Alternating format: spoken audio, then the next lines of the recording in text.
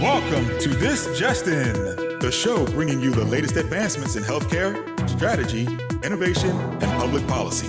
And now, for the fastest voice in healthcare, here's your host, Justin Barnes.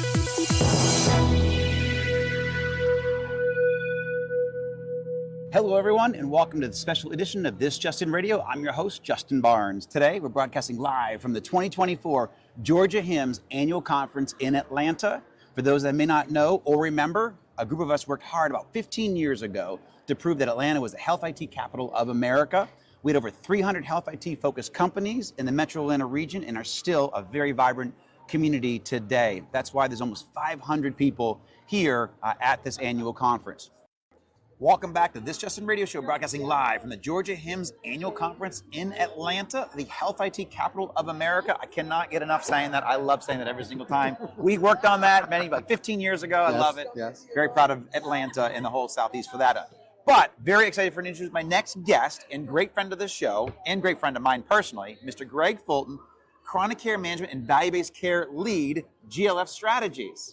Thank you. Welcome to the show, my good friend. Welcome back to the show, I should say. Yes, good to see you again. And I was thinking back on the way here, it was 2010, we first started working together. It was 2011 that HIMSS National had a conference in Atlanta. Oh, that's right. Yeah. Yeah, Roberta and I were just talking about that. Yeah, they hadn't been back since, but Atlanta was the big HIMSS show right after we started working together. Yeah, HIMSS, it's tough for HIMSS to come here because the hotel rooms, this is not enough to support a large conference of 35, 40, 50,000 people. So they got pushed. So now it's just really Vegas and Orlando now. If we could just get that back and the NBA All-Star game. For you personally, that's then great. Atlanta could be great again. There you go. So tell me this morning, before we dive into other fun questions, tell me about your morning here. What have you liked the most? What's cool? I am liking the vendors and the messaging of the vendors and want to talk more about that. Excellent. Because you see a lot of crossover even in very different firms and technologies. They're talking about the same things. They're talking about the same things that I think are important. So that's refreshing to see. It's always good to be validated. Yep, absolutely. If you're an old policy guy like me. Well, I think I'm an old policy guy too now. We're a couple old policy guys. A couple old policy guys, that's great. And you want to see that you're still in the present. Yes, absolutely. We're still relevant. We're still relevant. We still know what our crap is, you know? I'm so happy about that. Absolutely. So let's dive into some of that cool stuff. On a positive note, and I'll start off with my first question. What progress are you most excited to see happening in healthcare today? I'm going to read to you Please. From two very different firms here. Yep. And we'll read what they are telling us. This firm is focusing on a trifecta of regulation, economic slowdown, and resource constraints. Okay. Yep. This very different firm is focusing on healthcare's eroding margins, growing regulatory burden, and increasing labor costs. What do we see crossing over there? Regulatory. Yes, absolutely. We're a couple of old policy guys. Yep. So where is progress in regulatory? Can that even happen? That's good. Yes, and I'll give you the best example. I'll beat the AI drum. Yep. And I will tell you that it is regulatory progress that the American Medical Association is taking the lead on AI reimbursement. And that's regulatory. Okay. I need to get reimbursed for my AI tools. How's that going to happen? We take shots at CMS, and here we've seen this ongoing trouble with CMS about what is software as a medical device? Yep. What is CDS? Well, how's that going to count in my practice expenses? AMA is taking the lead on the taxonomy of artificial intelligence, whether it's autonomous, whether it's augmentative, so on and so forth. Okay. So there's progress in regulatory on AI. We'll speak to the future. Where's that going to take us? We can speak to that down the road too. The other things I would talk about in progress, data security that allows you to keep functioning, whether you have a breach or whether you've got a threat, won't necessarily shut you down. Right. Yeah. I think that's business continuity is very important. Yeah, Absolutely. yeah. Yes. Yep. We see that talked about here a lot, but I think did a whole reality. Expert panel on that last month. See, there you go. Yeah, There you go. Business continuity. There's regularity there. Yep, absolutely. and I'm going to say telehealth over and over again today. Yep. You know, telehealth is progressing. The long march to telehealth permanence is progressing. We're watching Congress this year, so on and so forth. What do you think? You're reading the tea leaves a little bit. You think we're going to have some renewals and we're going to be good to go for 5 to 10 years or in perpetuity, or what do you think there? What we're seeing most of all, the Telehealth Modernization Act is really taking the lead. And what we're seeing overall, speaking of Georgia, Buddy Carter here in Georgia, he, like many, are putting forward a 5-year extension of telehealth. Now, it's better than the old kick in the can you used to talk about all the time for a year. SGR. SGR. Oh, yeah. SGR. 08, 09, 10, 11, 12, 13, yes. What we're seeing now instead, okay, a 5-year extension is being put into TMA, Telehealth Modernization Act. Others are getting on board with that. That's a nice, big, long extension. Is it permanent? No. Will we get to permanence? Yes, probably. You know, people may not know that you've got to amend the Social Security Act, you got to get language out of there to make telehealth permanent in the home. These extensions, I think telehealth progress happening there as well. Love it, love it. So let's dive into some of the trends that you're seeing in the industry. You know, so healthcare, digital health trends, what are you seeing out there? What do you like? Yeah, I'll tell you what, you and I have talked about this before also. What we've seen out of CMS, let's say something nice about CMS. What we've seen the last few years is a lot of concurrent billing, where they're taking reimbursement schedules, sometimes different technologies, sometimes a new technology, sometimes not really a technology, putting them together. We see that with chronic care management. We see that with remote physiologic monitoring, We see that with remote therapeutic monitoring. Concurrent billing, same patient, same month billing. If that patient meets criteria, you can bill same patient, same month. Very positive. You can come at that patient both with a device and with a personal touch. So we like concurrent billing that we're seeing coming out of CMS. That's real forward thinking on them. What I'm personally also liking is a lot of technology for at-risk populations that maybe don't pay so well. Medicaid moms. There is a technology now where you can do fetal non-stress tests in the home of a Medicaid mom who was already covered by payers, but maybe can't make 14 visits to a clinic or a hospital. That's a great point. You know, and now there's a technology you can do it at home, same proficiency as you would in a clinic or hospital, already paid for. Now all you've got to do is get states and state Medicaid to start paying for it as payers already have. You know, very simple fix, place of service. 12, the home. You got to convince them, you got to tell the right story. But I'm personally very happy about that, where, you know, this industry is certainly built on ROI, it's built on innovation, but now we're seeing a lot more at-risk populations, greater good, being helped in the home, which dovetails into the future, dovetails into telehealth, all those sort of things, and regulatory glide path for those. Love it, love it. Yeah. Any cool thought leadership pieces you can come out with here in the next couple of weeks or so, do you think? Well, we're talking a little bit more about, as you know, value-based care and specialty medicine. There you go. Cardiology is always important, right? Very specific Heart health. cardiology and heart health. I had a great cardiology story with Piedmont Healthcare. Jeff Brown this morning, the CIO there, brought up some good heart care. Heart disease is not only the number one killer of people my age, but it's the number 2 killer of people your age. Yes, exactly. Very true. Cardiology as a specialty and value-based care. Why do they need value-based care, and why do they need to start looking for those solutions? If you're in that space, you know that CMS, this is not really an attack on CMS. This is financial and it's healthcare cost of the system. CMS is moving a lot of cardiology procedures into ambulatory surgery centers, into the lowest cost setting. You see it a lot in cardiology, and that means your cardiologist should just take a good look at where can I lessen that burden? Where can I do value-based care? BPCI Advanced has a lot of cardiology participation in it. So I think that's a good example of specialty medicine and value-based care. CCM in general, PCM, absolutely. So. If you, you know, BPCI Advanced, for example, it's not mandatory. You know, it's voluntary. If you're stuck in MIPS and you have no way out of the exceptions, you can still find value-based care if you're doing CCM, around care coordination, around those like terms and stuff. You can still find that. But yeah, specialty medicine, value-based care needs to keep needs And to we're going keep to do growing, it. needs I'm to be sure a you and I'll do a focus. show on this. We've got some thought leadership coming out in the Yeah. coming weeks, and we'll absolutely be talking more, doing some deep dives into that. So, what about some best practices that you want to say for people, out there, from your perspective, successfully navigate some of these trends? Some maybe it's chronic care or value-based care or risk-based contracts. What do you think? What do you share there? Yeah, best practices. I would dovetail this into things like telehealth and remote care. Yeah. Honestly, I will join somewhat of a chorus to sound the alarm that we should prepare for the next pandemic. We should prepare for the next disaster. Yeah.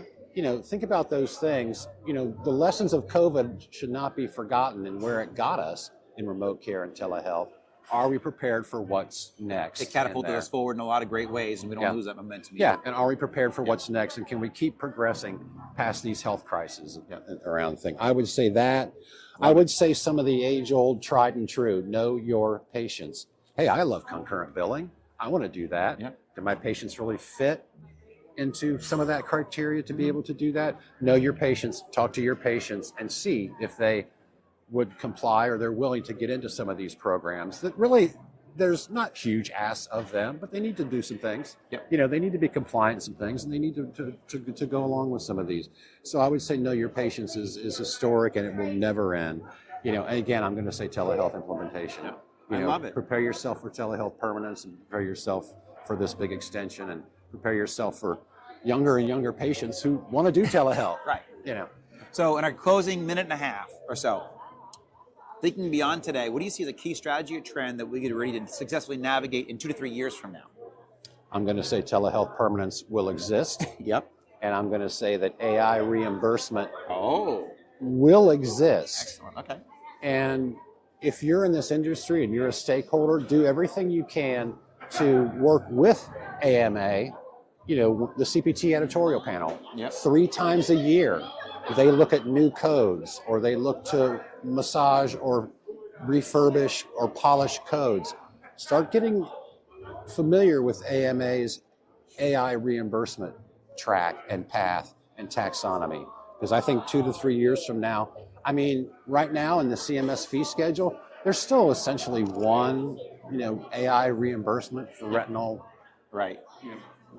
What about MedPAC? How do you watch? We used to read MedPAC, and I love MedPAC. Was a great way to see exactly what's coming down the pipeline. Yeah, But, yeah. do you still read MedPAC? Or I do read MedPAC. I think it's good to see that. I also think it's good to get a level set on what the industry looks like now. Statistically speaking, they do a nice job of that. I agree that MedPAC is a good bellwether and not to be forgotten. I would agree with that. Excellent, excellent. So in the last couple of seconds, what's your goal for the rest of the conference here today? My goal for the rest of the conference is to keep talking to the vendors and keep talking to the firms and keep putting their information together and seeing what crosses over and what makes the most sense. There are some consultants here also, and I want to see how those things are merging up so that you're not disparate and all over the place. This industry so well. It's complicated. It's layered. There's something new over here and over there. But, where can you really feasibly go and make a difference if you're interested in at-risk populations, if you're interested in decreasing regulatory burden? I'm seeing it a lot. We're hearing it a lot. I want to go a little bit deeper down there and see where the fine print is. Greg Fulton, always a good pleasure, my friend. Thank you so much. Ditto. Thank you very much. Awesome. Good to see you. Thank you. Welcome back to this Justin Radio Show, broadcasting live from the Georgia HIMSS annual conference here in Atlanta, the health IT capital of America, and it never gets old saying that. I love it. And let me reintroduce my next guest and longtime, very good friend of mine, Mr. Mike Mosquito. Welcome back, my friend. Glad to be back, Justin. Thank you for having me. It's good to see you. And you now, because you actually helped me open the show today. Thank you for that, by the way. My pleasure. On the mic with Mike, right? That's right. Love that. But also, tell me how the morning went. Tell me about what you've seen here. Anything fun, exciting? You know what? I think some of the services, after we spoke, I went to see some of the guys that are actually working on service enablement, managed services. I think we've seen how we have to step our game up, right? They have to adapt and adopt new innovation and technology that's going to be implemented. Yeah. So that means they've got to retool. So I think that skill level for our service vendors and our partners in that industry the messaging in the booths here Yep. has really been elevated. So it's been good to see that managed services element that's got on the floor here Yep. power up to the level of innovation that's required today. I love that. That's fantastic. So I guess one theme before we kind of dive into some of the questions, and I think you even mentioned it early on when we opened the show, the collaboration, and several guests after you also brought up the collaboration that the industry has right now is at the highest level, and it really is advancing healthcare. And so I think, I think you're the first person actually to bring it up on the show. So let's just talk about that for a little bit, because if someone missed the intro, the opening segment, talk about what you meant by collaboration and what we're doing as an industry and how we're making it better together. So I think and earlier when I talked about that, it was really about the CXO family of leaders around the country have learned how to really pick up the phone and call and ask, what are you doing? How are you doing it? Who did you use to do it? Right. Were they good, bad, or other? Yep. And then taking that feedback in-house for them to be able to consume information to make a conscious decision. Not so much as a pivot for theirs, it's an addition to their strategic plan, because it may be on their roadmap, but if they find the right solution partner vendor and they've collaborated in the right way, it's a much easier decision. And I think that collaboration is leading to better outcomes, a faster decision, a more conscious budget being spent. Yep. Excellent point. So on a positive note, I like to start all the questions off with a positive question. What progress are you most excited to see happening in healthcare or digital health today? I think addressing the disparities in health with AI, being able to use that data to give better analytics, better outcomes for those people who have been underserved, who have those biases in healthcare, is being called out, is being used for women, for minorities alike. How do we give them better care settings, and how do we provide better care for them? So I think that's been long-standing. That's one of the longest-standing problems, but now we have data to back it up. And now we're using that data in the right way.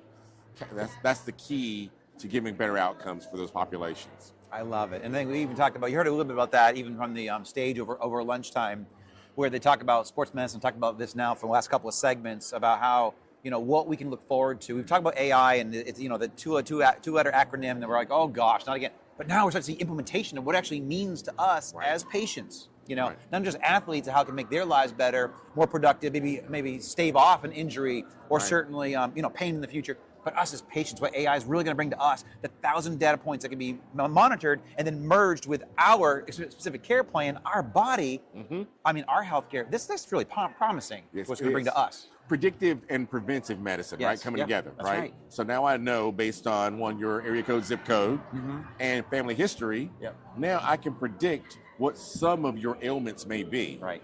And now I can prevent those from happening if I can put these certain pieces of the puzzle in place. That's right. So I think that's really, and that's on a global scale. That's not just regional or in your little small town. That's right. On a global scale, we're going to have better outcomes because of this big, large use data set on ailments or cures or whatever it may be in your family's genes. Yep. Love it. So what trends are you navigating, or you advise people to navigate and be ready for either healthcare or digital health trends today? I think the predictive and preventive medicine is one of those that we're going to see really take off. Yep. I really think that when people are better informed, they start using these data points for self-managed. The patient is now the consumer shopping for a better place to get care. Yeah, absolutely. Right? Very true. And so if you are not looking at value-based care being in your future, you got to, as an institution, you might want to figure out how you're going to start getting those patients to stay with you, to start pivoting to you, because you've got to offer you got to have a menu that fits your patient population, because they're shopping you, or they're going to leave your geographic area. And then what happens? Right? Are your offerings matching your population? So I think that in the future, being predictive, being able to help prevent diabetes, heart disease, creating that education curve early in communities and sticking with it, making the hospital or the healthcare system a valuable part of the ecosystem of the community, and the doctors who've always been a part of the community. The doctors who've been there for 50 years providing care to the community. When he retires, is there going to be a next doctor that gives that same type of care? Or is it going to be a mix between technology and a doctor that may not be there all the time? He may be remote. Right. certainly the future there. And one thing we talked about, I think it was with Christopher Cunny earlier, we talked about how people are not going to be able to afford to be sick or with a chronic condition, just because of the sheer cost of having a chronic condition. You're not going to be able to afford it. You can barely afford being able to take care of yourself when you're sick because costs have gotten so high. Never mind managing a chronic condition. So we have to think differently even as patients. Not only, you talk about the healthcare system and absolutely navigating value-based care and you got to offer those type of menus, but also us as patients, we got to take this very seriously. It's not on the providers to solve all those problems. It's great that they are, but we as patients have got to be thinking, we have to think differently about, our healthcare. I have now for the last 15 years, and I even gave Jeff Brown as one of my first guests this morning, and I gave Jeff and Piedmont massive kudos because they intervened with me. We didn't intervene, I actually befriended.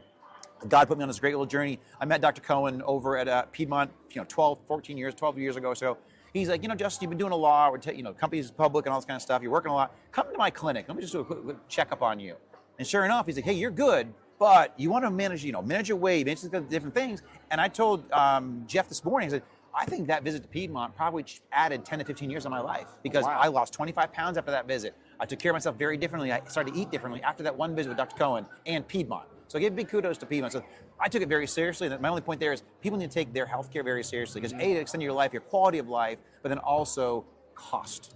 This is expensive. And the older you get, the more expensive it gets. The more expensive it gets. Exponentially in some cases. Less income you have coming in. Yeah. So those two things are not matching up. Absolutely. Right? Good point. Yeah. And so that's why I think when you're able to predict, you're able to curb some of that cost that's coming your way. Get yourself in a better light. Even for our parents, how do you make sure your parents are in better shape so as they get older? So you're able, before you get there, you got parents that are going to get there. Yep. And then you train your kids, hey, this is what you need to be preparing for. When you watch me, you watch your grandparents. That's so true. So it's how do you make that cycle more efficient so that cost doesn't escalate within your family tree? Exactly. Good point. Great advice there. So thinking beyond today, what should we be ready to successfully navigate in a couple of years from now? And I want to circle back on one of the point in a moment, but thinking about, I know it's hard to crystal ball a little bit, but what do you want to be ready for in 2 or 3 years from now? I think really taking the data analytics, all these data points that we're gathering right now, and being able to plug them into a machine. Don't know what that machine looks like. We know that quantum's going to be coming online. Yep. We've got 2 institutions in the country that have been going down this quantum path, and they're doing a very great job. Matt Call, his group, they've got one of the first rooms in the country where you can go in and start computing. That compute power is going to be very expensive, but the outcomes from quantum computing on healthcare are exponential, and I think that is going to be a game changer from cancer treatment on a global scale, where we'll be able to pull a community that's global into an isolated area and be able to treat for cancer, cure for cancer, being able to look at these diseases and identify, treat, remediate, and cure. That's very not just treat, cure. And I think we'll get to better results in that manner. I think the results are based on our technology being advanced at that point. So what would be a couple of best practices for people to begin to go in that direction? I know, and I love where that went, but what would people do now, put some of the foundational blocks to go in that direction? What could they do? I think have a governance model for adapting and adopting technology, advanced technologies. That's awesome. Right? You have to have a governance model that can accept change. And that's change from the clinical and the IT side and the operational. Those 3 have to work together. You've got to be able to poll your nurses and doctors and find out, will this work for your workflow? Operationally, can we afford this? From IT, can we support this? Right? So there's a lot of technology coming your way, but it's not for everyone. What's the maturity model? Every institution needs to know its maturity model for adopting and adapting technology and being able to provide advanced care for their patient population. But you need to know, truthfully, sit down with your staff and your executive team and go, what maturity level are we at? Are we at a level 1 maturity? Or are we true a level 5 maturity and we're bleeding edge, like Baptist Jacksonville, who says we step on the gas and we step off, we fail fast, only when we need to, but we keep moving forward. So there's a level of maturity I think that you have to be ready for. There's governance you need to put around that. I know people don't like that word, but there are guardrails because there are cyber implications. Those cyber implications are you've got these large amounts of data that are going to that can be exposed to the world if they're not monitored and managed properly. And so that's a gold mine to the guys that are out there. As we've seen 3 major hacks this year of healthcare institutions. So tell me about what you're doing up there. I mean, I guess you bring up a little bit of maybe some of your work with Northeast Georgia, but tell me what you're doing there with Northeast Georgia Health System. Looking at that innovation that's coming around the curve, one of the projects that we'd evaluated with Chris up there was for radiology. Some new technology coming online to help the radiologists be able to see around the curve. Most folks have seen what AI can do in the radiology space. So those doctors, they are excited about being able to use a tool that gives them another set of eyes. It's their companion in the room when they're reading. Right. And so now they're able to not only tell a patient what they were supposed to be looking at, but we may also need to be paying attention to these other areas over here. Personally, that's helped someone in my family. So I have someone that just went through having surgery, but it was caught because that technology identified a problem area. Once they went and discovered that problem area, then we had to have a surgery to remove that area. And so that's one of the bigger areas up there. Moving to that cloud, we're a full Epic shop. So continue that cloud migration, making sure that cloud migration stays on point for every institution we acquire and bring online, making sure we're aligned on our IT strategy, from whether it's ServiceNow, whether it's Workday, but how do we also help those other institutions around us come up to speed? So we share a lot with our community. So we had one of our CIOs, he called me one evening. He said, Mike, I'm going live on this application. I need some help. I pick up the phone to Chris and like, Chris, I need us to be able to help. We got somebody. He goes, I know exactly who to call. The next day they were on a call together talking about the problem. So I think that's part of that collaboration we talked about at the beginning, right? Collaboration, you got it. Right? You're not having to pay a consultant for that. You should be able to get that, I call it in-house, because you're in-house of the provider network. I love it. Thank you very much, Mike. So I'm going to see you later on this month in HLTH out in Vegas. Sure will. Absolutely. Look forward to it, my friend. Thank you. Looking As always, brother. Appreciate Thank you. you. Man. Thank you. Thank you, Jess. Awesome. Thank you, brother. Just want to say thank you very much to all of my partners and sponsors for today. This Justin Radio Show would not happen without all of you. Certainly want to thank Roberta Mullen from the Healthcare Now radio team, who's producing and broadcasting my show for over 11 years and helped get us as 2024 Podcast of the Year in healthcare. So grateful for that. And obviously my supporters with AWS and Amazon. Roberta's off camera right here, but she's in her Atlantic City gear, which is fantastic. I'm so glad that she came to join us from the beach. Always grateful for Roberta and the whole team there, and certainly the entire Georgia HIMSS board and leadership team to have me here. I think I just committed to them for 2025 annual conference, so it looks like I'll be back next year. But certainly I'm grateful for everybody who helped me put the show on, who brought me here, and certainly made a phenomenal day happen. And also to all my listeners and supporters, please tune in weekdays. My broadcasts are 2:30 p.m. Eastern, 11:30 a.m. Pacific. And you can always track me on LinkedIn at Justin T. Barnes, or track me on Twitter at HIT Advisor, and use the hashtag ThisJustinRadio so we can respond to your comments from the show. If you missed any of this episode or want to hear more, all my shows are on Apple iTunes, SoundCloud, Spotify, Spreaker, TuneIn, iHeartRadio, and even Amazon Music now. So we're all over the place. And also some of the great content we just put out there on justinbarnes.com. I'm on our thought leadership page. But thanks very much, and have a great rest of your day. Take care.